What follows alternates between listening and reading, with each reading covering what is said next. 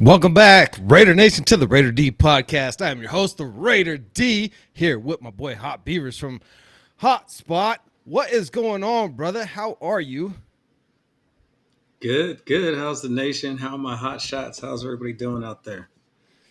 Man, I don't know. I think everybody is excited for the 2024 NFL season. That's how I think everybody's doing right now. Because just judging by all of the comments, yeah, there's a few naysayers out there, but I think I have not seen the nation this juiced and ready to go for a long time, man. It just seems Mm-hmm. like there is something in the air.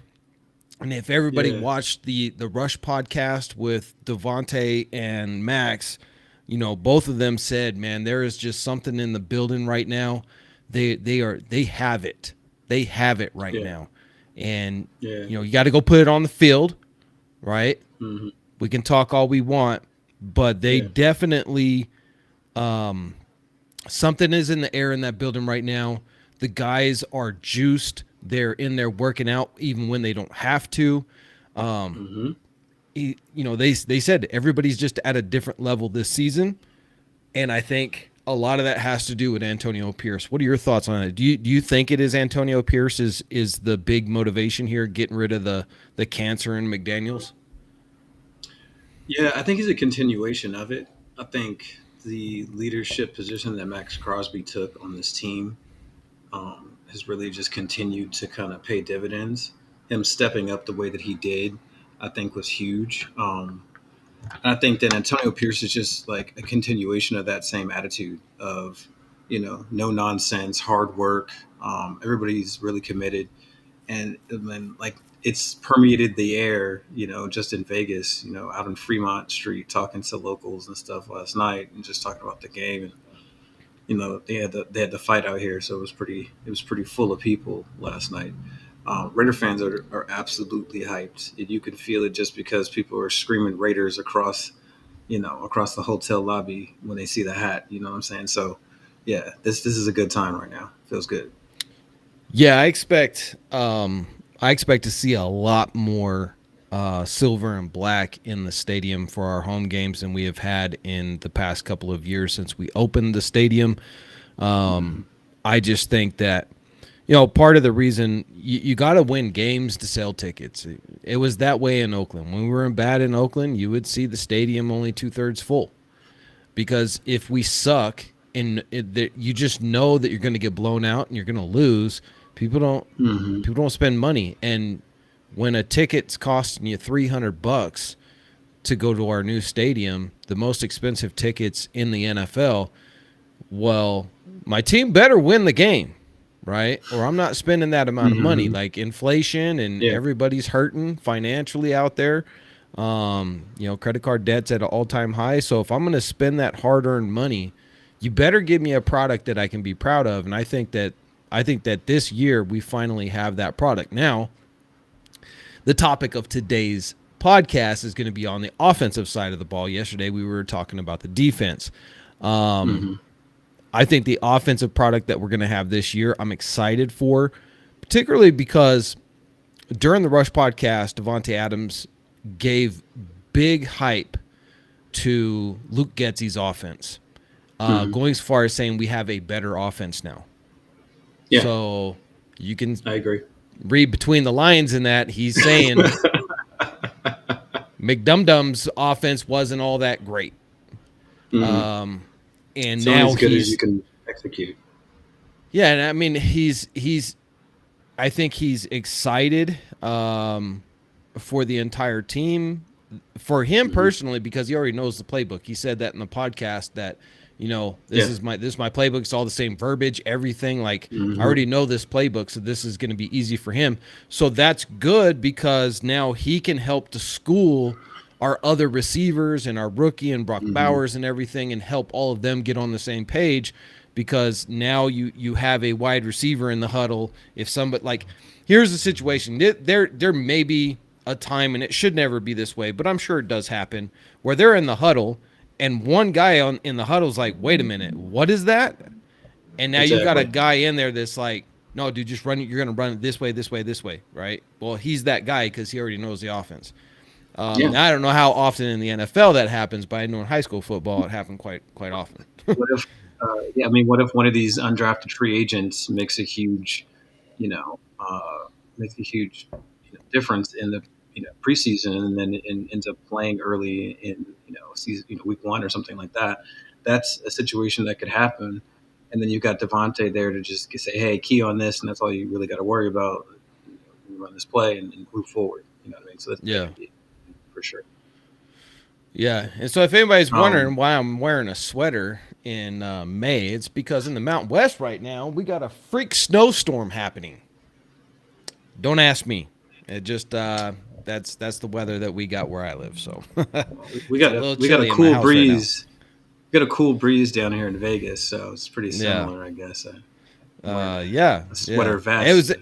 the crazy thing is weather said it was supposed to just rain, and then Hmm. by afternoon it was just like big old chunky snowflakes. I was like, Yeah. what is happening right now? This is crazy. Well, But yeah, this topic is perfect for me because I really just got done putting out a whole thing on Getsy's offensive scheme and what we're going to be running. So yeah, I'm prepared to go pretty in depth on that. good, Any questions excellent. and stuff? So yeah. So I wanted to start out with what's your analysis and feelings about um, where we're at with these free or with the draftees on the Hmm. offensive side of the ball. Obviously, we got the two big names with the two linemen, Yeah. but Yeah. also, we Bowers. didn't go other than Bowers. We didn't go and grab any receivers in the draft. Now I know we did do that in the Hmm. undrafted free agency, Some right? gems there too, So man. So yeah. yeah, so let's cover a couple of them. And which ones? I mean, we got a bunch of guys on the team right now. Now we know that Yeah. come cut day that a lot of those guys are no longer going to be on the team. They'll either be practice Hmm. squad or they'll just be cut outright. I gave my list of three guys in my previous video. A dudes that I think from the undrafted free agent will make the team as third string or rotational type guys. But I want to see out of the guys that we brought in, we have Tulu Griffin on wide receiver, Hmm. 5'10", 180 pounds. So he's an undersized Yeah. guy out of Mississippi. Yeah. He's a We speed. got He's a speed guy. Yeah. we got Ramel Keaton, wide receiver, 6 foot That's three. That's a little that's bit the one. Yeah. yeah, out of Tennessee. Yeah. That's That's the that's a one. guy that I'm intrigued about because at wide receiver we didn't really have any big guys. He was a really underrated player. I have some things to say about Ramel Keaton, especially after he'll be in my video coming out on undrafted free agents. That's coming out later on this evening. So Sweet. So let's dive into him. What do you like about him? What what do you from your researching and what did you find hmm. where his holes in his game are? Absolutely, yeah. So let's start with the holes, right? Like he's an undrafted free agent. So everybody goes like, why is he an undrafted free agent? So he's an undrafted free agent because he does have concentration lapses sometimes. He's got to kind of key in. Um, you'll see those moments, and I think part of it is just because of that damn Tennessee offense. Which, if anybody scouts tape, they hate watching Tennessee offensive games because they really don't engage half of the field. Sometimes they have two receivers running junk routes, and they will have sometimes two receivers running junk routes on opposite sides of the field. So it's like a bunch of uh, a bunch of plays where you're taking a play off, right? You know you're not going to be the target whatsoever. You're not going to be running a roll route, and then I don't think that's conducive to staying in the game. So that's part of it. Um, the other thing is that while he can run precise routes, you've seen it kind of round stuff off, which I think once again may be a product of having a bunch of routes where it doesn't matter what you're doing on some plays, and then being asked to the next play, switch gears and act like it's a whole different ball game. I don't like that. I'll continue to probably say things I don't like about the Tennessee offense the more that we talk about it. Um, but the other thing is that he just kind of was unlucky with who he played with. If you look at the receivers that have come out of Tennessee recently and who he was playing behind, Jalen Hyatt and so on and so on, he was always kind of like the number 2 or number 3 guy because the guys that he played with were uber talented NFL first day selection guys, right? I think he makes the team. I think he Okay. has a chance to do something like what we saw with Jacoby Myers. He's a pretty talented player, man. 6'3", 4'5" guy, good vertical, good hands. And when you watch him, his body control is just different. I think if you scout enough receivers, like you start to see it like a guy who's just kind of moves different, and he's one of those dudes. So I'm excited to see what he does. So what do you think about Tulu out of Tulu's Mississippi nice. State? I like Tulu. Yeah, Tulu's special because he not only is like a explosive player. I don't think his 40 time did him justice. I think he ran like in the 4.5 area, but I don't think that really does him real justice. He's a quick player who's probably faster than that 40 time, and he's played some running back. So he's a gadgety player. He can return kicks. So I think he'll make the team make that way, or at least the practice squad. I got him on the practice squad. I got Ramel making the team. Okay. Yeah. So And then let's obviously, so we're kind of going through some of these guys that were undrafted free agents, especially on the wide receiver because we didn't draft any wide receivers. mhm. Let's talk about running backs with Dylan Laube, which Yeah. apparently that's the proper way of pronouncing his name is Yes. Laube. Lowry. I Yeah. learned that. Trying to actually get him on the show right now. I'm in touch with his agent, so we're trying to figure that out. I know they're starting That'd be awesome. their mini camp and stuff, but trying to get him on Yeah. the show. I love Dylan Laube. It's one of our better picks. We talked about, I think I brought up Will Shipley because I kept talking about how we need a back out of the backfield that's a real threat in order to kind of add that extra something to our offense. He's a real threat as a receiver, is what I mean. The dude can line up in the slot and then go, like threaten safeties and corners. It's like 68 receptions, I believe, as a senior, as a running back.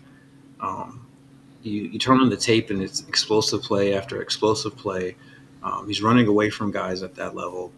Um, another guy who I'm pretty sure didn't like do a bunch of track practice before he ran his 40 and then ran a 4.5. So I'm not sure that's exactly indicative of how fast he really is. So we'll start to see that in the preseason. But man, you can do so much stuff with him. He's like to me, I guess the best pro comp um, would be the running back that just left San Diego, the little guy that Telesco wouldn't bring back and pay. His name is Eckler. Eckler. Yeah, Austin Eckler. I think he plays a lot like Austin Eckler, Yeah. honestly. Just wanted to say send a shout out to Jack Kinney. Yes, Ah, this is live, Jack. This is not a rerun. I did the it's a real rerun one live, time when I went on vacation. Boy, and oh my god, I got some heat over that. for real. Because like it's Yes. not live. I know it's not live. I'm out in the middle of nowhere with no internet, and I still tried to do a live.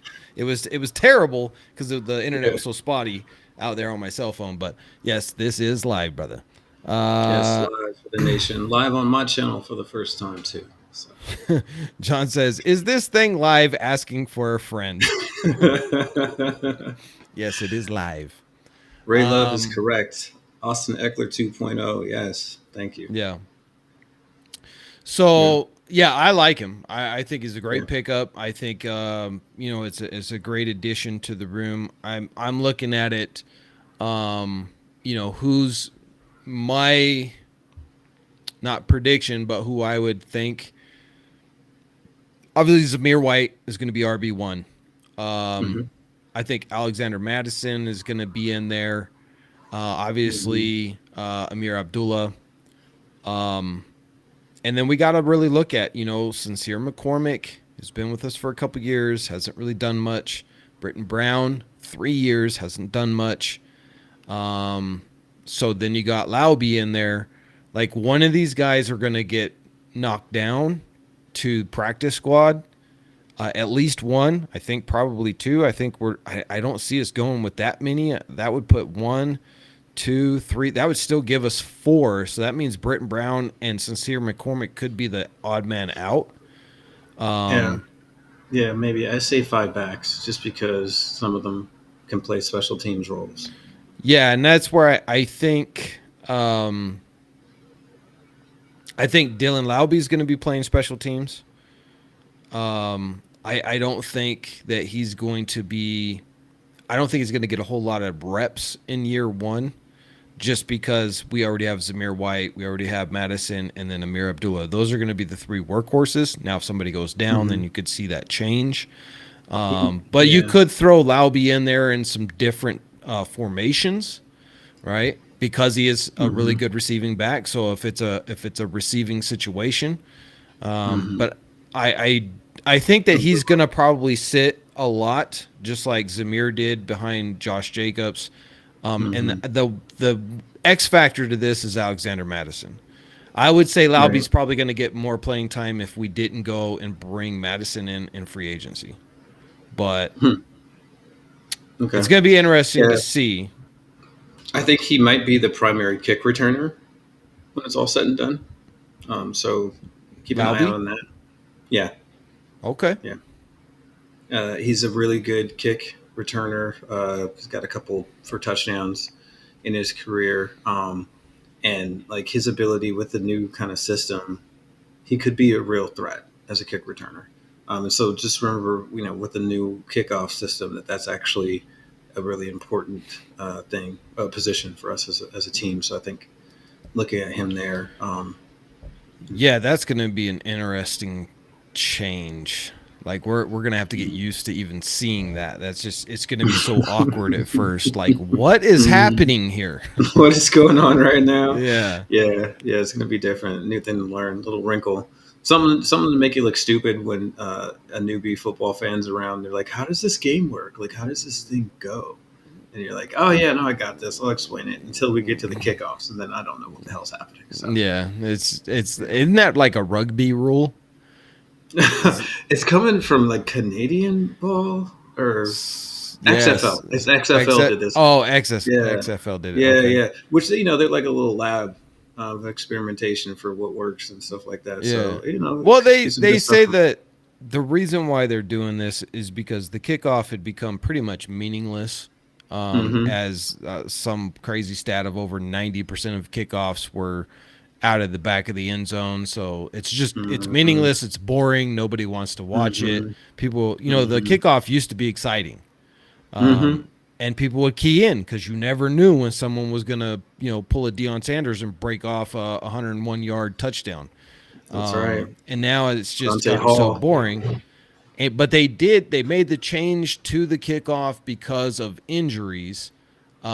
Because that's where a lot of injuries were happening. I mean, you do have people flying at each other in opposite directions at full speed that can get you hurt. So for safety, they made the change, but then everybody was getting bored with it, not excited by it. So now they said this is going to be a safer way to do the kickoff while making the kickoff relevant once again. So we'll see how it works out. I hope so because it was pretty just boring. Just even watch. Most people wouldn't even watch it. Like that's when you go and grab something out of the fridge. Yeah, for real.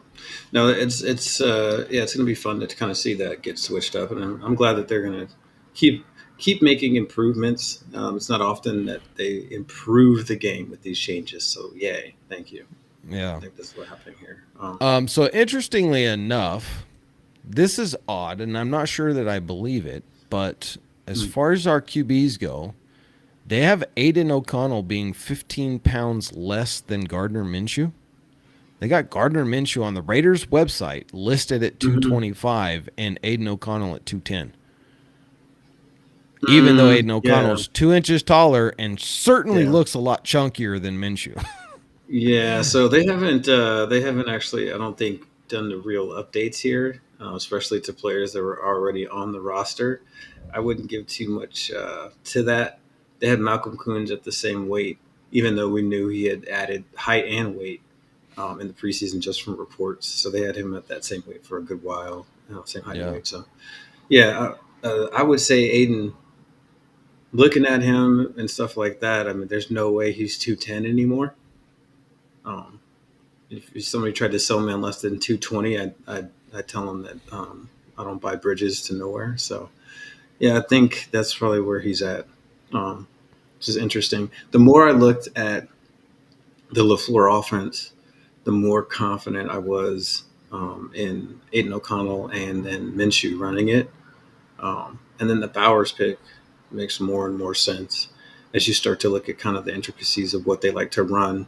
For instance, they have a lot of slot counter runs where you have the slot player pulling as a lead blocker and coming through the hole and blowing up players. That was Randall Cobb for Green Bay, and it was Mm-hmm. effective.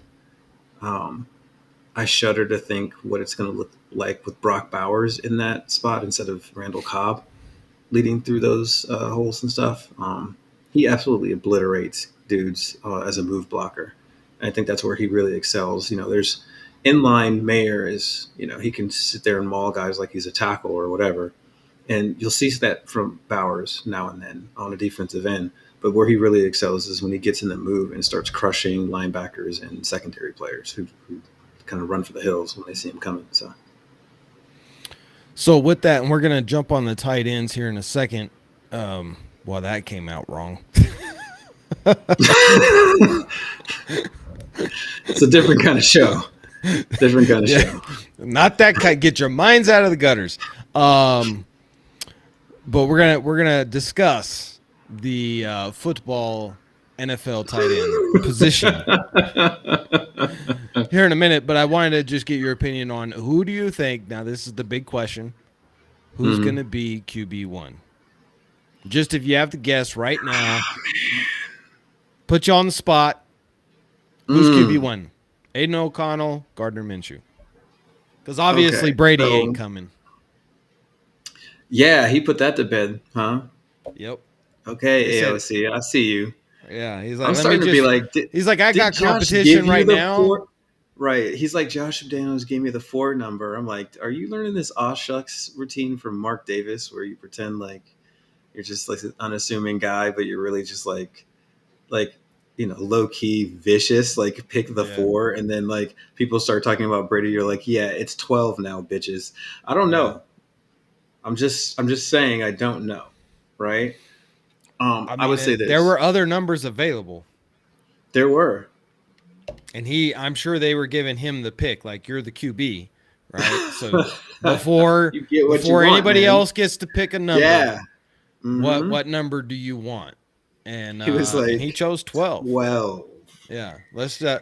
There will be no Brady competition. Was Here. he? I got to deal with Was he a Minshew. 12? Was he 12 in college? No, 16. not He was 12 16 in college. Purdue. Interesting. Yeah, he was Wonder 16, why he so- chose that 12. Anyway, we're moving on. Saying that and looking at their ceilings as players, and the reports that we're hearing, I'm gonna have to go with Aiden just because the dude is not someone you want to bet against in a quarterback competition. And I think that as long as he steps up with the right kind of leadership attitude and is as vocal as the coach is asking him to be, I think that's his job. I think Gardner is a really good player. I think that if you're the Raiders, you want this to go to AOC, so Ty goes to the runner in this case. So yeah, I think if I'm betting, I'm saying it's Aiden. Now the real question is who's the starter, week 5, right? Does Aiden keep that job, or are we looking at somebody else week 5? So for me, I'm gonna say if AOC gets the start week 1, which we'll know that probably by. I'm thinking we'll have a definite answer on that probably the last week of preseason. as Mm-hmm. to who's won the job, who's won the confidence. I think that's going to be AOC, and if he does do that, and he's got the confidence of coach, if you look at Mm-hmm. his progression last year, I think he may come out of the gate a little bit stumblish, right? Mm-hmm. Just those nerves and stuff. You got everything riding on you. Mm-hmm. Ride the defense. Just don't make no mistakes. Maybe he doesn't come out Mm-hmm. flashy and throwing 300 plus yards and 5 touchdowns. Right. Maybe he only throws 2 or 1, but we win games. By week 5, that dude's confidence level is going to be like it was at San Diego or San Diego. I still call him San Diego, the Chargers, and at Denver. Mm-hmm. And I think it's from there, sky's the limit. I think the kid just takes off because when he's on, when he has time in the pocket, and when he's on, and when the defense is giving him the support he needs, the kid lights it up. And he has the ability to make all of those throws. So I think by week 5, if he's been the starter, look to see him stay the starter for the rest of the year. And I'm saying that we win the AFC West if that's the case. I don't like to see quarterbacks get benched mid-season. That usually doesn't pan out Mm-hmm. well, even if you do have a Mm-hmm. really good backup. So for the sake of the team, for the sake of making the playoffs, beating the Chiefs, winning the AFC West, we really need that quarterback continuity and Mm-hmm. consistency. And I'm just hoping that it's going to be AOC. But if not, if coach decides week 1 or prior to week 1 that it's going to be Minshew, then in that situation, I'm Team Minshew all the way, and I want to see Minshew go all the way. I don't want to see Minshew stumble. I don't want to see him get benched in week 5 and then AOC come in. I just whoever it's going to be, and I'm Team AOC for now, Mm-hmm. because he is QB1 right now. Even though it's a Right. competition, I know they're splitting reps, but until coach says otherwise, coach did say he's QB1 right now. It's his team right now. So Mm-hmm. right now they're just evaluating to see how well either one of these guys are going to do with the players that we have in OTAs, and we got rookie camp and all the stuff that's jumping off. Mm-hmm. So yeah, that's where I'm at. I'm thinking AOC, and I think AOC runs it the whole board, and we make a Mm-hmm. run. And John Leon says, "What do you guys think about Anthony Brown?" I've discussed this in the Mm-hmm. past. Mm-hmm. Not super high on him. Uh, he's an athletic guy, uh, but I do bring up the fact that when Antonio Pierce was asked at the combine about the quarterback situation with the Raiders, he literally forgot that Anthony Brown was on the team and had to be Right. reminded that he had more than 2 quarterbacks on the team right now. He's like, "Oh well, yeah. I mean, if you want to count Anthony Brown." So when your coach is Oh, saying that ouch. to me, If that's you like, want to. I mean, if Ouch. I was Anthony Brown, I'd be fired up that coach literally forgot that I was even on the team. Yeah, that But would give me a point to prove it, at a it minimum. does it does not bode well for the confidence of Anthony Brown being a starter or winning that Mm-hmm. position. You also do have to Yeah. remember Minshew and AOC are splitting the reps right now on the first team, which you're Mm-hmm. only going to do that maximum with 2 guys. You're not going to do it with 3 guys because then you're just messing up your whole offense. You're messing up the wide Right. receivers. You're messing up the linemen. That's too many captains of the ship. So Yeah. right now, the only people that are getting any real evaluation for QB1 is AOC and Minshew. So that means Anthony Brown's lucky if he is third string because Right. again, we did go and get Bradley's kid Yeah, as an Carter Bradley. undrafted, right? Yeah. So it's now Anthony Brown and him are fighting for that Yeah. third string spot, right? Mm-hmm. So we'll Yeah. we'll see what transpires there. I'll I'm give not a sure who's going to win that battle, but we'll I'll see. give a quick rundown on Carter Bradley, which I think is the player that wins that battle out of the two. He's 6'3", 220 kind of guy. Um, I think he's got the kind of build and velocity and kind of the tight spiral that you like to see out of a quarterback who is going to play in NFL on Sunday. I thought you were Um, gonna say a tight end joke again. oh no, tight spiral, Tight spiral. Okay, notable that's better. velocity. Pause. Yeah. Um, he demonstrates a willingness to kind of really go for challenging throws. Right, he'll try to fit it in there over the middle.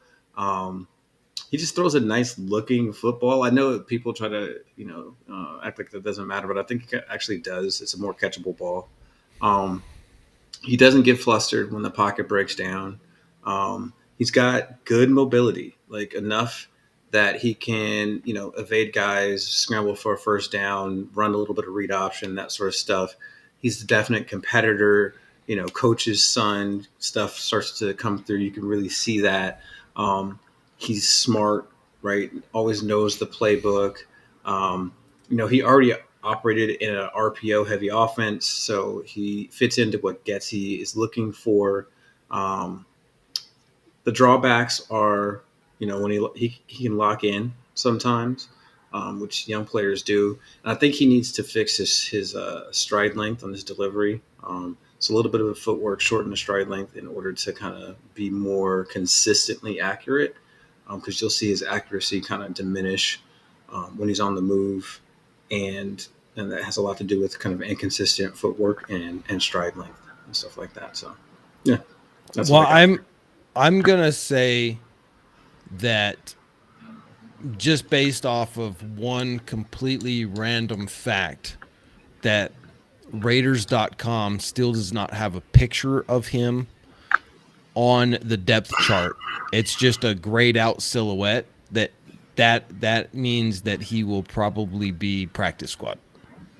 I'm just gonna because that's really I mean it's such a 50-50 shot between him and Brown as to who's going to win that third string. I'm just going to give the edge to Brown simply because they actually took the time to put Oh, Brown's picture up there. And ouch, literally man. still, like who's running this website? This dude has been on the team for what a week and a half now. Put a picture up there. Oh my goodness, it's the Raiders.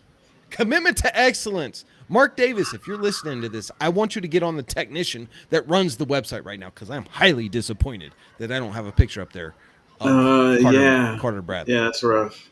Maybe his dad wanted him to have a really good picture, so Gus is like springing for a photo shoot and it's taking some time or whatever.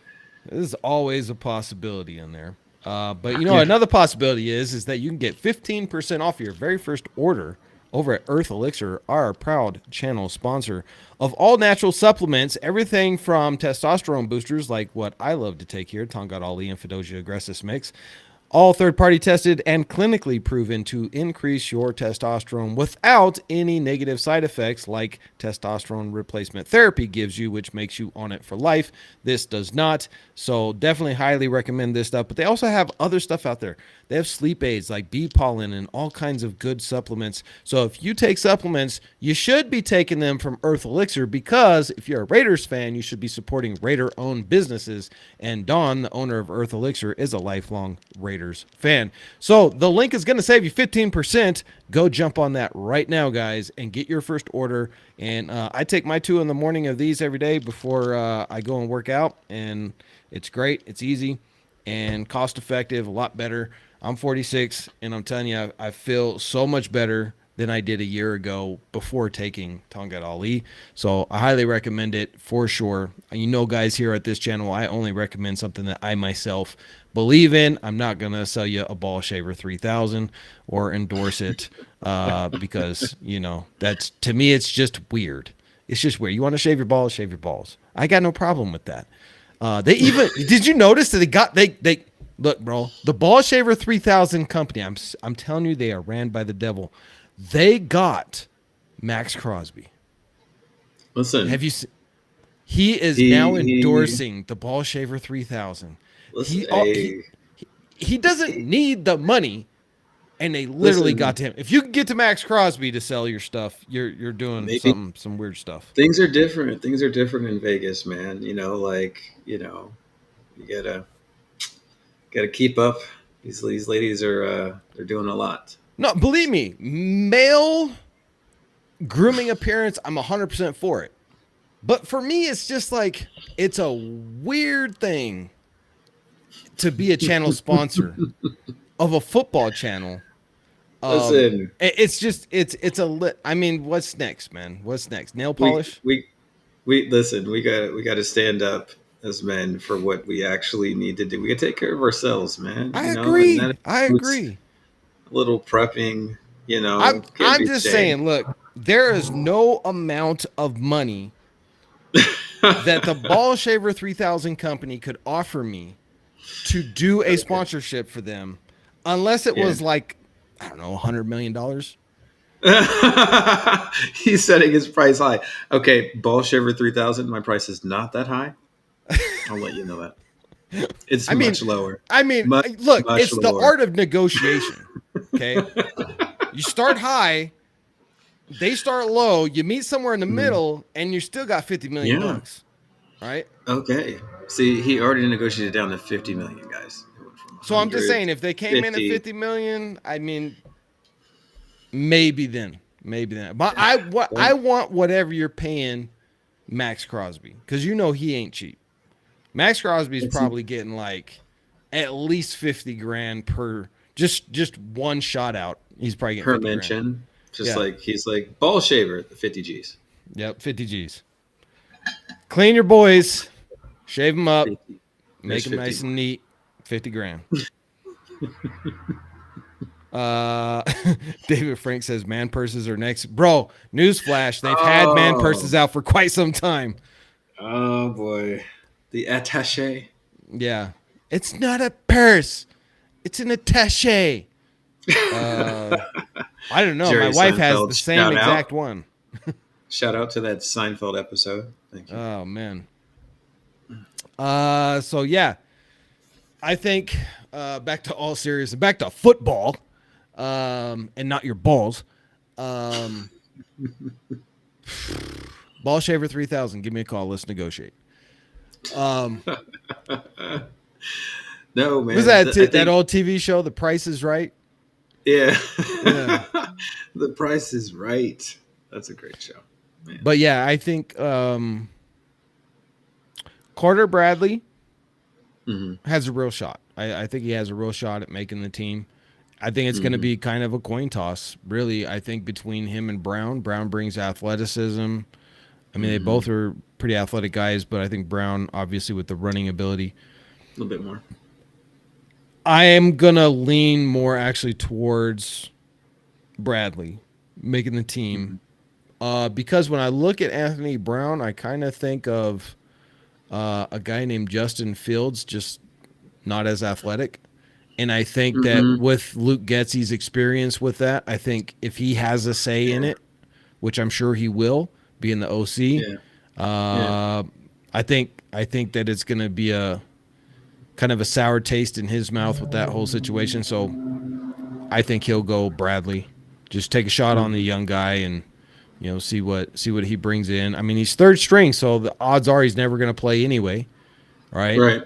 But if you absolutely need him to, I think it would go that route with Bradley. Yeah. Yeah. No, I think he's gonna. I'd agree with you. It's, obviously Carter Bradley, I think, has a better chance of adding something also because he's a sponge. He's going to pick up the offense and just kind of, I think, add to the room in that way. Yeah. And then so one more quick little shout out to my company, which is Black Rain Official, our official clothing brand. And we also have these posters here. But if you click on here, we do have a massive sale on the t-shirts right now. It's only going to last a couple of days. They are literally like 70% off right now because we just have way too many larges and extra large, and we need to get another order of mediums in. And so our loss is your gain if you want to go and get one of our T-shirts with the Just Win Baby Max Crosby silhouette. My design, my artistic design, signed by the Raider D podcast, as you can see on the poster there. Go over and check us out over on the website right now. Again, this sale is only going to last a couple of days, so you're not going to want to miss out because then they go back up to being $50 again. So you don't want to miss out. Right now they're 19.95, and I lose money at that point, so I can't keep them at that. But I just need to offload a few. So scan the QR code, hit the link, go over there, and grab your T-shirt today. Okay, so let's see over to the tight end room. So we have obviously brought in Brock Bowers, talked a little bit about him, but we also have Michael Mayer from last year, who was starting to take that next step in his progression into the NFL. We have Cole Fotheringham, who's just a great dude to have at tight end. Very physical guy, 243 pounds. Zach Gentry is a giant at 6'8", 265 pounds, fifth year Very out of Michigan. Yeah. How do you defend a dude who's 6'8"? I mean, here's my question: is how reliable is Gentry as a pass catcher in the end zone? Because that's where I think he would be most useful. Yeah, it's actually really interesting because if you go back and look at Brock Bowers at Georgia, he had the advantage of playing with another really massive tight end prospect, who's also like a 6'7", 265-pound guy, who got drafted. I'm gonna have to think about that prospect's name. Got drafted a few years ago.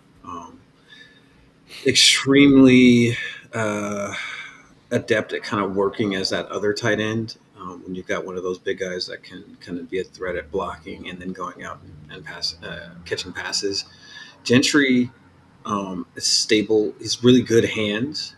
He's not a guy, obviously, that's going to run by anybody or create a ton of separation, but he will catch it, and he's huge. So it's going to be interesting to see what happens between him, Fotheringham, and then the other tight end that we picked up from Cleveland, Harrison Bryant. Harrison Bryant. Now, Harrison Bryant was brought in to be a blocker. That's where he's best. That's his wheelhouse. He's an excellent blocker. And I think that the idea was when we brought in Harrison was that's going to free up Michael Mayer to get out there and do some more slot receiving and attack the middle of the field with the receiving catchability that Michael Mayer has, so that he's not being forced into just being a blocker, because he is an athlete and he is a great pass catcher as well. And then we threw in the twist by going and grabbing Brock Bowers. And so now Brock Bowers is the guy who, for all intents and purposes, is going to be serving that role that I think that they were going to put Michael Mayer into. And now you're kind of in this weird situation of, okay, so you have Harrison Bryant, excellent blocker. Cole Fotheringham can kind of do it all. You have, and the crazy thing about Cole Fotheringham, this dude's out of Utah, only 1 year under his belt, and he looks like he's 36, 37. Right. He's 26 years old, guys. Yeah. This dude looks like a lumberjack, right?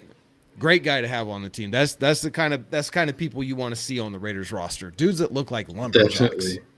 Yeah. He's a player on special teams too, so I think his chances of making the roster are greatly increased there. That's why it's going to be, like I said, it's going to be interesting to see who makes that kind of, because I think they'll probably keep 3 tight ends. Maybe they'll keep 4. Kind of depends on what they do at receiver and what they do at corner. Those are kind of those positions where, sometimes you're keeping extra guys to hedge your bet. So, I think it's going to be real interesting to see what happens between them. Because, I like Fotheringham a lot, man. Just because he can catch and block. He's just vicious, dude. He's a Raider as far as attitude goes. So, when a guy gets off the bus looking like, a lumberjack, it kind of adds something to the mystique. So, pretty cool. Yeah, and I'm thinking that obviously because Brock is very versatile and you can use him in different formations, you you could literally get away with having Harrison Bryant that they brought in, Cole Fotheringham, Zach Gentry, and Mayer, and then Brock kind of over in the wide receiver room, still tight end, but kind of taking Mm-hmm. one of the wide receiver slots. Mm-hmm. And then, I mean, you have John So Samuel Schenker, 1 year, yeah. 6'3", 242. He's kind of maybe the odd man out. Maybe it's Gentry's the odd man out. I don't think that they would have brought. I mean, it's always possible that you see Harrison Bryant get cut down to practice squad, but I don't think they would have brought him in Mm-hmm. just to cut him. But Yeah. we'll have to see. I mean, it all depends on off season workouts, preseason, etc. So Yeah. in the wide receiver room, we went out and we grabbed Michael Gallup. To me, this was a little bit of a head scratcher. Really. He's not uber athletic. Runs a 4.5. Yeah. He's only 6'1", so he's not Mhm. big. He's a good route runner. He's Well, got good okay. hands, but he's Yeah. he's he's been inconsistent, injuries, all kinds of stuff. And so Mm-hmm. I for me, I was a little bit like, why Gallup? Okay. Okay. So maybe you can shed some light on why the Raiders Yeah. went and got him, and what he Okay. brings Yeah. to the table. Okay. So first, let's address the size issue. He's a tall 6'1", 6'1" and something. And he's always been a contested catch guy. He will get up. I think he had a really impressive vertical. If we go back to his combine, I'm not sure, but I think I remember him having a really impressive vertical. But I do remember on tape at Colorado State, you saw the guy getting up and making catches against taller DBs. He plays the ball in the air and high points really well. So that mitigates the fact that he's not 6'3" or something like that.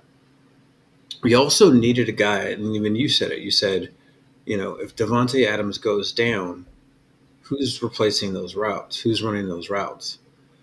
Michael Gallup can run all of those kind of possession, pseudo number one receiver routes.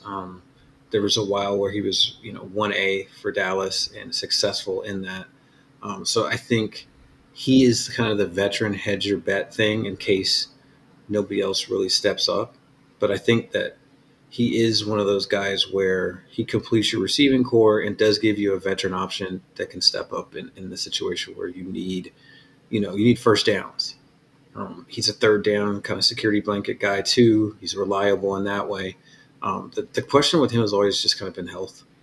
If he stays on the field, I think he makes a difference. Um, and yeah, I think that's kind of the logic for bringing a guy like that in. He's some big hands too, strong hands at the catch point, and that sort of stuff. So Raider Nation 510 says Ramel Keaton will beat out Michael Gallup. What do you think about that? I wouldn't put that past Ramel Keaton. That's how much I like him. Yeah. Ramel Keaton, he's got a shot, man. Like really does. He's 6'3", just one of those guys, man. And the more you look at tape, the more you're like, this is kind of somebody that got lost in the shuffle a little bit. Um, and I think that as he gets a chance to kind of show out in training camp and in the preseason, we might end up talking about him a little bit. I think he's at worst the fifth receiver on this team. And then we usually, you see a team keep six. So maybe Brock Bowers is receiver six and we keep an extra tight end. But I think Ramel Keaton makes this team straight out of camp. And that's why I think that you're onto that. I think we're going to have an extra tight end just because of Luke Getsy's offense. We're going to be two tight end heavy sets quite often. And so you got to have depth there because if you're running that type of an offense, if guys go down, got to have guys that can step up. Mm-hmm. So that would make perfect sense to me. I mean, you're looking obviously at Devontae Adams is one, Jacoby Myers at two, Trey Tucker. Now, how does he fit in now?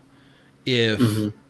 if you're going to run two receiving tight end sets, where do you place Trey Tucker? Do you place him on the outside? Do you place him on the inside? Yeah, How would you utilize Trey Tucker now if you're Luke Getzey? yeah. I think Trey Tucker is going to be a player where I think he's a better outside receiver. I think as he kind of develops as a player and gets better in his route running and understanding leverage and coverages, he'll improve as a slot receiver. But for now, he's better outside. Um, I think that it's kind of an interchangeable thing. Like, are you going to go double tight this time, or do you want to go three wide receiver? Um, you could see situations where you have no tight end, but you do have Bowers in kind of an H back role, and then you still have that third receiver out there, and you'll see Trey Tucker playing there with Jacoby kind of moving around in slot stuff. So I think you'll see him there. But you know, it's going to be about winning the job and continuing to develop to get more time than that for him. I think there's a lot of potential for him to develop into a starting outside receiver, which is going to put a ton of pressure on the coordinator at that point. So it's a good problem to have, but I think it is going to be an issue is finding enough snaps for all the talented players that we have on offense, which is a nice thing to say. Yeah, I mean it is nice to have again, like because we said, God forbid something happens to Devontae, even for one game, even for one quarter, you got to have guys that can step up and take over that role. And so I think that let's say he got a concussion or something, he was down for a week or two. Would you go Trey Tucker to replace him? Mm-hmm. Move Jacoby over to one, put Trey over at two, and roll that way. I mean, because if you look at it, if you don't have Devontae Adams, look, Jacoby Myers could be wide receiver one on just about any team right now. Mm-hmm. He's that talented. He's that versatile. He brings so much to the game, so much grit and grind and athleticism and playability. Obviously, not quite to the level of Devontae Adams as a receiver, but he brings things to the table that even Devontae Adams doesn't bring, like superior run blocking, like being able to act as a quarterback on trick plays, right? So yeah, I would see that as kind of that thing where if that were to happen, God forbid something happened to Devontae and Jacoby's got to step up and take over that role. I think that would work out pretty good. What do you think about Tyreek McAllister, DJ Turner, Christian Wilkinson? I mean, these DJ Turner and Wilkinson, I mean, they've both been in the Yeah. league for 3 years now. Yeah. Are they Yeah. going to pan out for the Raiders, or do you see them as possible cut potentials, either one of them, or all Yeah. any of the three? Yeah. So the way I look at it is DJ Turner's in trouble. We focus on guys who can return kicks and punts on this team. And he's had a couple years to distinguish himself. Even though he is a good special teams player, he still hasn't had any kind of breakout or really distinguished himself as even being able to return kicks or punts. So I would expect him to not make the team. Christian Wilkinson is a holdover from having the kind of the Patriot way over here and his knowledge of the offense there. I think that he has a shot because I have a feeling that our head coach sees something in him physically. He is actually an impressive physical player who's kind of never really put it together. So they may take a look at him through the preseason just to see what happens. So I think he's pretty much the only one that has a chance to make the roster out of the three. If we go with six receivers, then I would say Christian Wilkinson has a chance to be that sixth guy. So yeah, that's how I'm looking at it. I wonder about Trey Tucker returning punts. He's with his speed, his shiftiness. Like I Oh, he wonder can do it. why he Yeah, doesn't return punts. Like I would, I he's too valuable. if his snaps though are going to go down, and you want to get the ball into your playmaker's hands, and we seen last year he can definitely be a playmaker. I wonder if they would consider putting him in the punt return position and Yeah, see if he can rip some off. yeah. I think he's a very valuable player. I think the coaching staff knows what they have in him developing. Um, I think he's going to be one of the more exciting players in the league if he reaches his potential. So I can understand them not wanting to throw him out there and complicate his development with another thing, returning punts or possibly get him injured. I could see him in kind of leverage situations where we need a good punt return. Field position matters a ton. Going back there, like we'd see Hunter do that sometimes. Um, but with the guys that we picked up some guys who have real returnability, who might make the team, and that we would be more willing to sacrifice in that situation, like a Tulu Griffin returning punts. I think is something you could see if he makes the team. Yeah, so some other guys out there that might impact on that. RaiderNation 510 asked DeAndre Carter question mark. He's not a Raider, so Yeah. yeah. So there's that. Um, 31, 32-year-old speed receivers who never developed are not in high demand, and so that's where he's at. OIC in the house says he's late. Well, it's about time you show up. Because he Baby, did I'm spam. late. He's spamming the comments with "Yo, baby, I'm late." So just want. That's what she said. I think he's wanting to make sure that he gets his message across. I got the message. I see you're here in the house. Oh, I see. I see you. Scariest 4 words you ever hear out of a woman. Yo, baby, I'm late. Uh, I mean, unless you're trying. If you're trying, then it's like, yay! Yeah, it's the best 4 words. Yeah, Is it right. going to be a boy or a girl? But yeah, so okay, I think we covered wide receivers, covered the quarterback, running back room, tight ends. So tackle position. Let's go line. offensive line. Let's go. Yeah. Let's go all line. So Let's do obviously this. Colton Miller is left tackle. He's the Yeah. man over there. We have Andrew Coker, who I'm pretty high on for making the team. Yeah, interesting. I mean, you just don't, like Tom Telesco said, you just don't find too many people at 6'7", 6'8", with huge wingspans who are athletic enough to play football in the world, right? They're Right. just they're a minority of the human race that are that big and athletic and able to move. So I think just his size alone gives him an edge to make the team. And in my video, I covered him. There's a few holes in his game, but overall, I think he's definitely serviceable, and I think that he's definitely coachable. What are your thoughts on Andrew Coker? Um, yeah, Andrew Coker, I think, absolutely has a chance to make the team. He's a right tackle. Which is I a think huge he's a need. natural right tackle. Right. You talked about his size, athletic ability. There's a lot to like when you watch tape. I think his biggest thing is, just kind of dealing with the fact that he's a massive human, and speed rushers can be a little bit of an issue for him, though, relatively good at keeping containment even on those speed rush guys. I think as he develops a little bit better understanding of hand placement, which is that pro stuff, he has a really strong hand punch. He's good at getting to the second level, even for a player his size. So there's a lot to really like about him. I think he's a development tackle. He reminds me a lot of what I saw on tape from Thayer Munford, which made me excited. And then Thayer Munford has now developed into a player that I think is a exceptional tackle.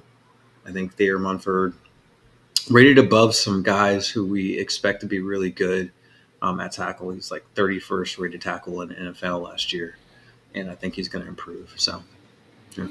So we got, the right tackle position is a question mark right now as to who's going to be the starter. The assumption is that it'll be Thayer Munford, but we don't know that for sure yet. We did draft DJ Glaze, who can also play right tackle, and we went and grabbed Andrew Coker.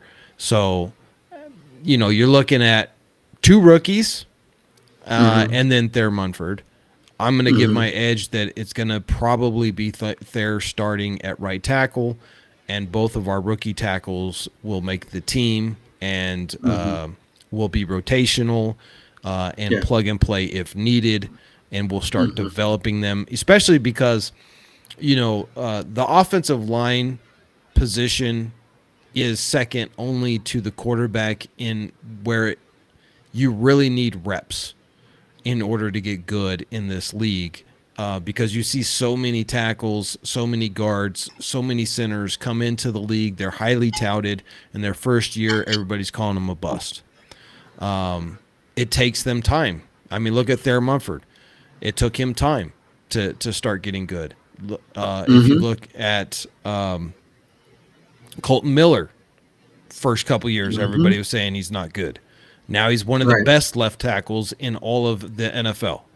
Right, so it just takes these guys a little bit of time. So I think we're probably looking at Thayer Munford and then a battle between Coker and Glaze as to that number 2 spot on the tackle position. But then you have guys, like Jalen McKenzie, 1 year out of USC. We have Dalton Wagner on the team, Wagner. second Yeah. year out of Arkansas. He's a big boy, 6'8", 320 pounds. So Yeah. kind of like I Colt actually, Miller. yeah, I actually think Wagner is going to be your backup right tackle. And after really looking at the tape, I think DJ Glaze has a chance at being your backup left tackle. He may be a little bit better on the left side. Just putting it out there. Okay. So Yeah. then, if Coker makes the team, he's kind of the swing. Yeah, I would say so. I think Coker is more adept at both sides, although he's more of a right tackle. I think it's going to be a battle though, because like I said, DJ Glaze is more of a natural left tackle that can play some right. So between the two of them, one of them would be their swing guy. I think between Coker and Glaze, and then I could see Wagner kind of being just a right tackle, and maybe the backup or something even better than that. So we'll see. The thing about Coker or Glaze is that he can kick inside a little bit to guard if he wanted to, also. So, Yeah, because he did play both mm, at times, mostly at tackle, but he can play yeah, guard. Um, and then if we look at, let me pull this up here. So there's the big, kind of question mark at guard. No, Dylan Parham may be switching back to right guard from the left yeah, guard position he played last year. You have obviously Jackson Powers Johnson, highly touted center slash guard. I think he's going to get a mm, start very rapidly, if not week yeah, one, because he's yeah, just that good. Now, mm-hmm, we'll see if that translates, but we do have Cody Whitehair on the team. He's a 9-year veteran, played for Chicago. He understands Luke Getzey's offense, so maybe that gives him an mm-hmm, edge. So it kind of comes down to if Dylan Parham moves over to the right guard, who's going right, to fill in at left guard? Who's taking over that? If there's going to be right tackle, Jackson, yeah, Jackson Powers is going to go left guard. That's what I've been saying. I had a absolutely, lot of people tell me you're stupid because Jackson Powers, when he played guard, he played right guard. Okay, he also played center. He also played yeah, defensive tackle, and he's a wrestler. So yeah. I think He I can think the dude play. could probably fly a plane. Also, I don't know. He's just Yeah, Rambo can do what he wants. No, he's going to end up playing left guard, I think, just because I think he's more able to handle that kind of position movement. I think part of Dylan Parham's only struggles has been that he's on the left side and he's a better right side player. It's like I don't know if guys know, but being on opposite sides is like trying to be right-handed and then become a left-handed, writer. You know what I mean? Like you just do everything backwards, and so it's not the same. Um, yeah. It's like taking a trip to England and then having to drive one of their awkward cars. Like you know how to drive, you've been Absolutely. driving your whole life, but now just sit in the other Um, seat and the steering wheel's in the wrong place and the pedals and are weird and yeah, a yeah, left turn is okay without yielding, and it's just everything's confusing, man. You Yeah, just don't know what you're yeah. doing anymore. Yeah, for sure. Which So is I think there's some of that. how it is like on the offensive line. There are guys who can do it, go from Mm-hmm. right to left, and they can swing around. They can play up and down the line, and for them, it's an easy adjustment. And other guys, they just cannot make that adjustment. They're just really good at one side, Mm-hmm. and they cannot make that adjustment. So Yeah. I think you're right. I think Dylan Parham's going to move back to right guard. I think Jackson Powers Johnson's going to get the start at left guard. I think Cody Whitehair may not actually Mhm. even make the team. We'll see. Yeah. Yeah. Even though we I signed think he him, makes the team. Yeah. um, I think he Ben makes the team as a backup guard. But God. Yeah. uh, Clark Barrington, Ben Brown, Interesting. Jake Yeah. Johanning. So we got That's a two name. rookies and a second year Yeah. guy. Yeah. And then Yeah. Jordan Meredith. So I think Meredith makes the team also. yes. Oh, for sure. Jordan Meredith, with his performance in the preseason and the season last year, makes the team. I think your veteran kind of guards are Meredith and Whitehair. Um, I think Joe Hanning is really interesting from Furman. I looked at his tape. He'll definitely be in my next set of five UDFAs that I'm going to review. I did five today, and I'll do five more. Um, he is interesting because I think he can play more than just guard. Like he could play tackle. Um, I think he's going to make the team. If I were scouting him, and I didn't get a chance to scout him, but if I were scouting him for the draft, I would have said that he was a fourth or fifth round pick. So, really interesting to see what Joe Hanning does. I think the fact that he went to Furman has a lot to do with why he didn't get drafted. Yeah, there's And just I a like lot of Clark. players. Yeah, there's just so many players. Yeah, and then I like Clark Barrington. Um, he played 1 year at Baylor. I think before that he was at BYU actually. He's a good movement guy. I think he played a little bit of center. Um, and yeah, he's got good movement skills. Strong dude. Kind of built like a lot like JPJ. Not as violent, uh, but same kind of ability to kind of hit players on the move, and same kind of overall disposition of just like smack a guy. So I they're know a both lot of people. interesting Jackson Powers is listed at 334 pounds. I players. mean, this is just a massive bulldog of a human being. I mean, he's only 6'3", but to It's be barrel chested. 334 pounds and just, I was looking at his combine and he literally the guy that was supposed to be, in front of him that he was supposed to shed the guy. He literally shed the guy all the way to the ground and just threw him, like threw the dude to the ground. Like it was embarrassing. I would have hated to be that guy that had to do that with him at the combine, but he really showed out there. I think that's why everybody realizes this dude Jackson Powers Johnson is a bull, and I think he's going to have a great career, And then I do like the fact that, a lot of the talking heads keep talking about these health issues with him. And he put that to Mm-hmm. bed in his very first interview. It was like, I don't even know what they're talking about. I have zero health issues. I am 100% healthy. Like, I don't know even where this rumor started. Like, there's no facts Mm-hmm. behind it. I'm 100% healthy.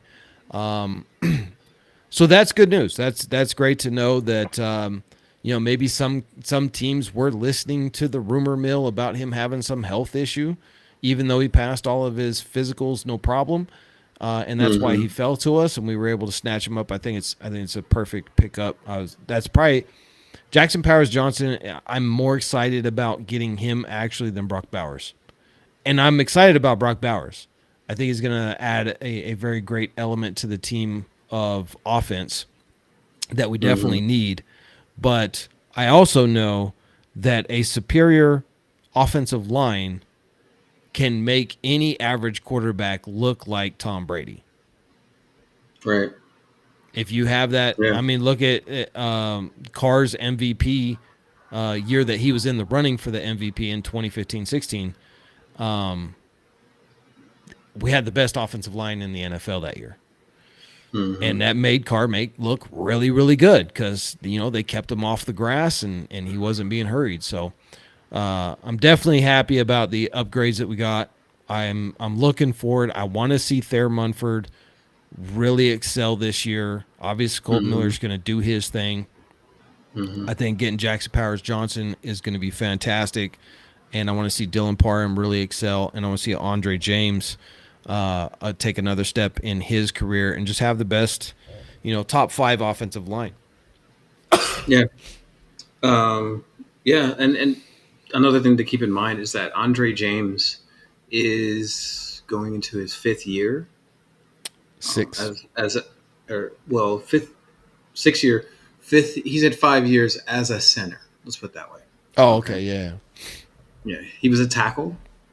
He's just, he's starting to master the position as well as being in his athletic prime. So I would say good investment. He'll probably have his best season this year. Yeah. And then, so we do got a guy that we also picked up named Will Putnam, Like him a lot. also a center out of Yeah. Clemson.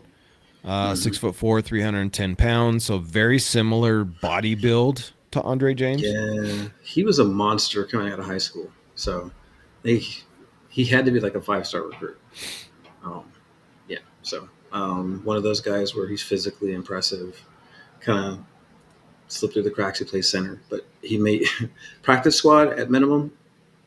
Um, Maybe he can long snap and steal somebody's job. So we'll see.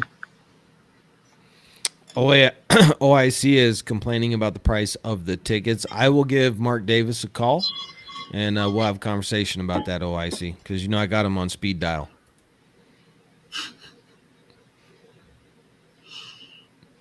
Probably not the right Yeah. Mark Davis though. It's actually just Oh, might just be the it's like guy that lives down the street from me that borrows my lawnmower. But that said, Mike. It's Mike Davis on your speed Mike dial. You got to get your Mike glasses. Davis.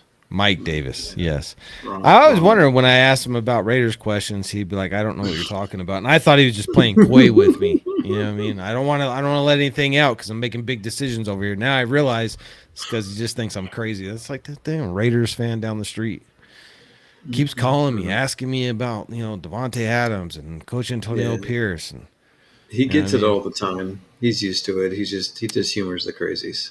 Yeah. So Why does everybody keep asking if this live? Yes, this is live. Raider yes, Ryan, this is live, it's brother. it's live on my channel too. Yeah, we're Yay! we're live. We're We're so live you got that everywhere. you got it figured out. How Yeah, it's to posting over there live. Yeah, Okay, we got it perfect. going. Yep.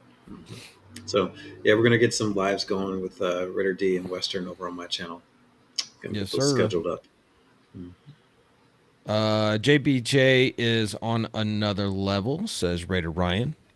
And he is just a nasty and violent player. That's the thing that I liked about Fuaga, and I was hoping that somehow we could end up getting him. But definitely Mm-hmm. very similar play style in the fact of Mm-hmm. they're just those guys that defensive linemen and tackles and stuff. They're gonna hate to have to play against because they're Yes. just so aggressive and violent when they play that they're Mm-hmm. gonna beat you up on that line. They're gonna make you feel it. Yeah. Yeah.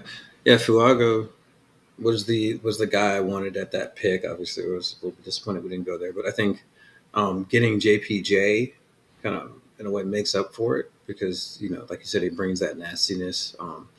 Definitely going to be an improvement for our line.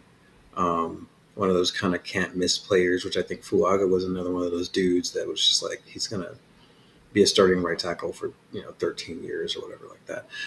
So I think we're getting the same thing out of JPJ at a different position, not as valuable of a position, but it definitely made up for missing out on Fuaga for me. Yeah, for sure. I mean, especially look, if they're and it obviously that was kind of the mindset going in is that Thayer Mumford's going to be the right tackle. I think they've already made Right. that decision, Mm-hmm. and so now it's okay. Let's get on the interior, right? One, we need to make sure that we have somebody that can play center in Hmm. case Andre James goes down. So you need Right. somebody who can play both guard and center. And JPJ does both of those and he excels in either position. So it doesn't matter. He's been excellent as a guard. He's been excellent as a center. Hmm. Very smart dude. And like I said, I love his response. That I'm gonna go whoop some backside for you, coach. Trying to keep PG for the kiddies. That's right. I love that attitude. That's that Raider attitude. I'm going to get out there. I'm Hmm. going to be aggressive. I'm going to be physical, and that's what we need. We're bringing that physicality back to the Raiders because I feel like for too many years we were trying to finesse things, especially when McDaniels came. Like we're trying to just outsmart everybody Hmm. and be a guru and finesse things, and it's like that's not the Raiders.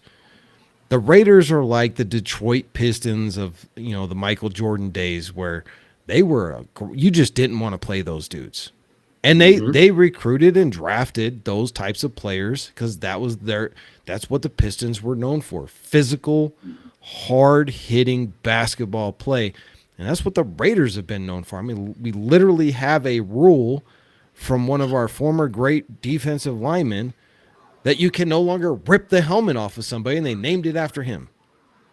That's the legacy that the Raiders bring. We need to get back to that. Obviously, we cannot get back to that 100% because the rules have changed, the game has changed. Um, you'll lose every single game if you start doing that because you'll just get penalized into negative Yeah. score, right? Right. Right. But I'm excited about where we're going with it. We're getting a great cast.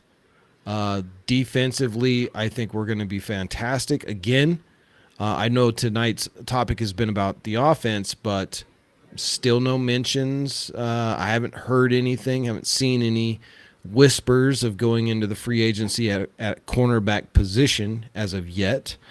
I honestly don't think we're going to. You still believe that we may Hmm. pick up Adoree Jackson?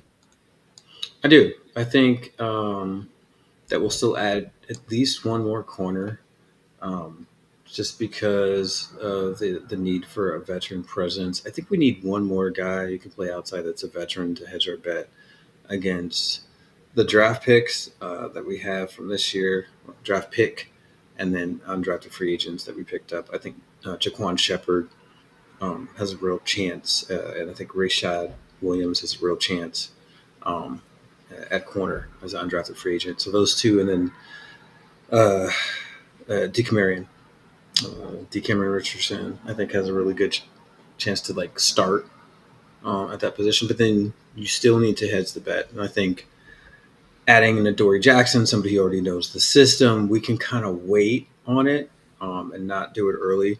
We could even allow a Dory to miss some training camp and that sort of stuff, just to be sure we need him and still be able to bring him in.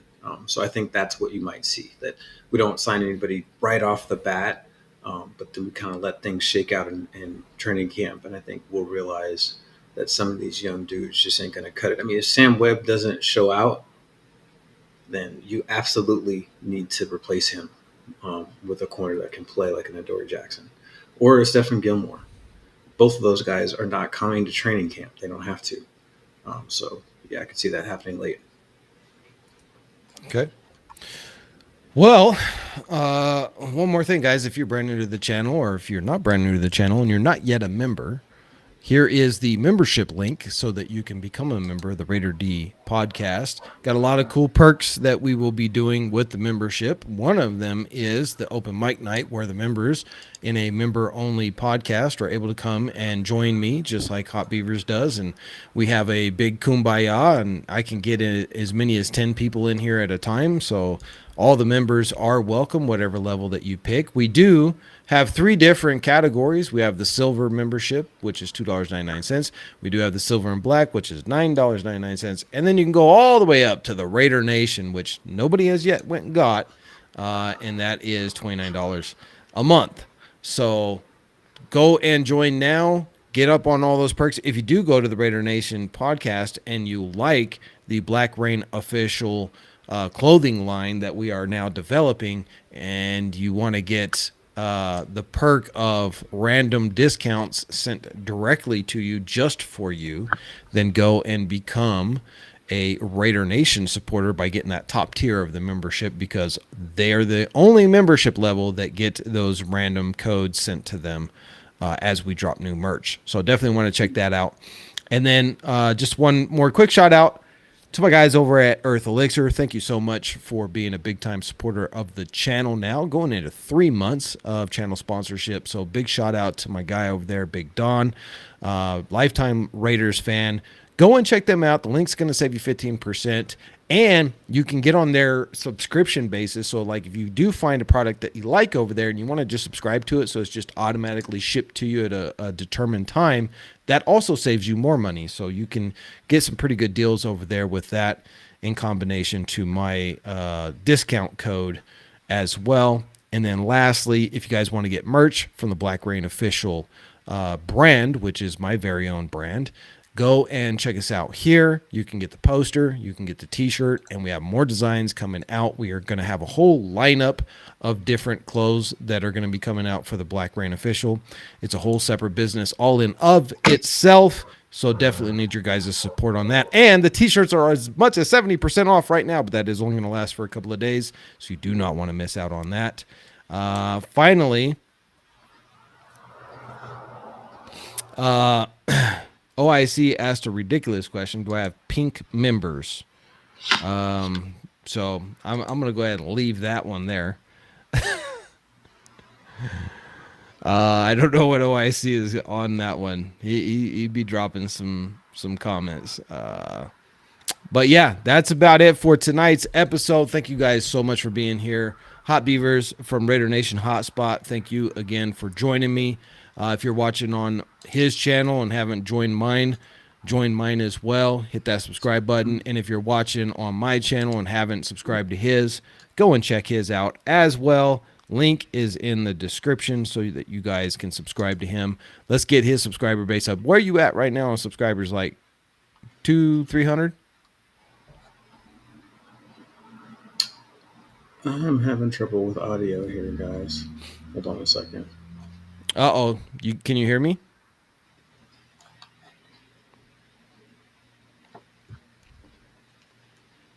So he has lost audio. Still can't hear me? Give me a second. Yeah, I can hear you now. We're just getting reconnected. Okay, there we go. For a second. So yeah, I was just saying. I was telling the Raider Nation that we're simulcasting. I don't know if that's a word, but on his YouTube channel, which the link is down there and below. So I'm just telling everybody, if you're watching on his channel and you haven't subscribed to mine, come subscribe to my channel. And if you're watching on my channel and you haven't subscribed to his, go and watch on his or subscribe to his channel. Let's get him up over 1,000 so we can get him monetized so he can actually start making a little bit of money to help supplement his life, because he does spend an enormous amount of time on Raiders content without any reimbursement from YouTube. So definitely want to help him get to that level. How far are you off from getting monetized right now? We're about 150 people from the first level of monetization, and then which will be nice. Then you can start opening up the super chats and stuff like that, right? Yep. Yeah. So guys definitely want to support him, man. Look, Hot Beavers puts in a ton of time in research. We're trying to build this stuff out. We do it together all the time. He's been riding with me from the beginning. So please go and help him out. The subscription doesn't cost you anything. Go to his channel, go hit that sub button. And then watch his videos, because they're very, very informative and puts a lot of work into them. He's also a contributing writer to our newsletter. Again, if you guys want to jump on that, RaiderDpodcast@gmail.com. Just send us an email and we will get you put on the newsletter, or just buy some merch and you automatically get put on the newsletter as well. Yeah, the newsletter. newsletters where I get to stretch my legs a little bit and put some more info into an article for you guys. So if you want to go more in depth, that's a good place to be. I just dropped a link that goes more in depth into the Getsy scheme, down to all the different kind of running plays, wide zone, pin and pull technique, and stuff that we're going to be running.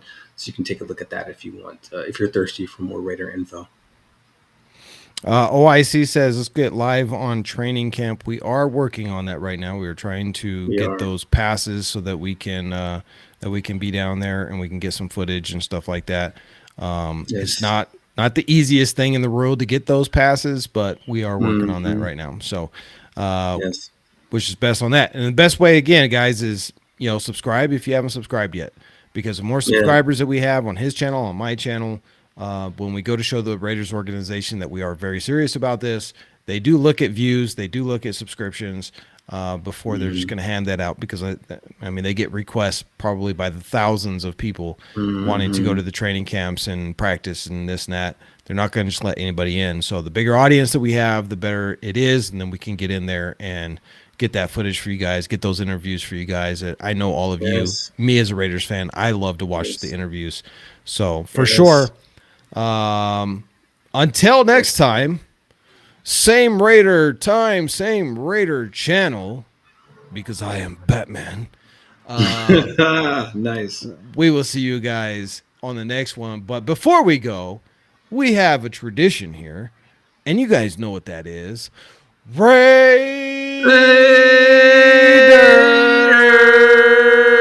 Raiders! Yes. Let's go. Just win, baby. I will see all of you guys in the next one. Have a great night and a great week.